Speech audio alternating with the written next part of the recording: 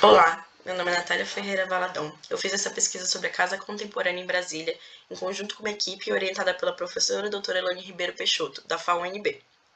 A pesquisa teve como horizonte temporal diferentes gerações de arquitetos, sendo uma delas a geração de início de Brasília e da construção da cidade e a geração atual. Tivemos como referência principalmente projetos residenciais e a teoria de Hermann Hertzberger, Kenny Frampton, Roger Clark e Michel Paus. A partir da teoria desses estudiosos, fizemos uma tabela com categorias e conceitos, que no artigo está um pouco mais detalhada, mas que aqui se apresenta no compilado das imagens que foram produção das análises. Tivemos também a oportunidade de visitar ambos os projetos com guias que realmente vivenciaram o espaço junto com suas famílias. Inicialmente, então, com a Casa dos Arcos, do João Figueira Lima. Vale dizer que esse projeto foi todo analisado a partir da construção dos detalhes, começando pela introdução do arquiteto e depois partindo para a casa mesmo, que fica num bairro residencial de Brasília chamado Parkway, apesar de que tem um acesso público. Uma análise também dos conceitos iniciais do arquiteto. A gente fez todo o redesenho de cada uma das casas para que a gente pudesse fazer uma análise bem detalhada por cima, começando pela análise da estrutura, que é base para várias das decisões do projeto, a análise também da volumetria, de como foi essa diferença de volumes, a presença dos vazios, uma análise sobre a materialidade, que é marcada principalmente pelo tijolinho, mas também tem muita presença de vidro, que permite a entrada de luz natural na casa, principalmente nesses ambientes que tem essa diferença de altura.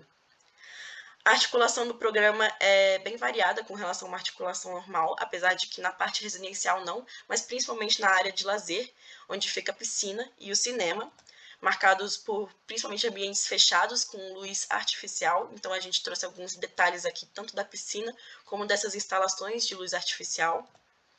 Na área residencial, o mobiliário, os elementos como o jardim interno e o espelho d'água, eles servem como separadores de ambientes também.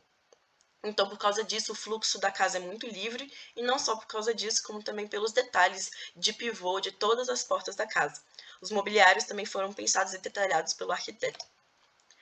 A hierarquia dos espaços é bem comum, apesar de que tem essa área pública, que seria a área de lazer, mas se reflete claramente também na permanência do local. A gente pode, então, concluir com essa explodida, que basicamente demonstra a base da casa, que é a estrutura, as divisões, que são as paredes e os mobiliários, as abóbadas, que são grandes presenças fortes na casa, e a cobertura onde ficava o jardim suspenso antigamente. O próximo projeto analisado foi a Casa Cucuruto do Ateliê Paralelo. Iniciamos a análise falando sobre o escritório, que é caracterizado pela experimentação e pelo pensamento coletivo, para depois falar sobre a casa, que é implantada no Jardim Botânico, um bairro residencial de Brasília. Com essa explodida, a gente pode ver o declive do terreno, assim como a implantação elevada da casa por esse deck. Aqui é a articulação do programa com todos os ambientes, e aqui como é a relação de público e semipúblico dele, sendo que não é tão usual, por ser uma casa compartilhada pela família. O fluxo também é bem livre pela falta de paredes e por essa grande abertura para o deck. E essa grande liberdade e compartilhamento da casa também se reflete na permanência, principalmente na cozinha, que é o coração da casa, e onde também a gente pode encontrar o forno a lenha, o fogão a lenha e a mesa com os bancos personalizados pela própria dona e mãe da família.